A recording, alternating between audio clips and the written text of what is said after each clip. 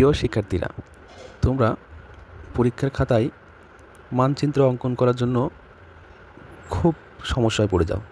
দেখো, সহজ কিছু টিপস দেখে দিচ্ছি।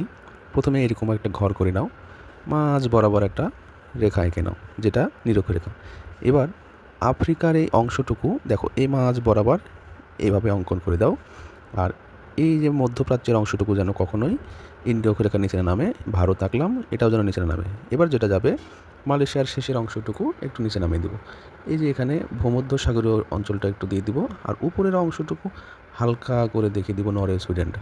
এরপরে এই চীন রাশিয়ার অংশটুকু একটা আঁকিয়ে দেবো, কোনো সমস্যা নাই। ইন্দোনেশিয়ার কিছু দ্বীপ দিতে পারো, আর এখানে অস্ট্রেলিয়ার একটা অংশ দিয়ে দিবা। এরপরে এখানে মাদাগাস্কার দ্বীপ দিবা, আর এখানে শ্রীলঙ্কা দ্বীপ দিবা।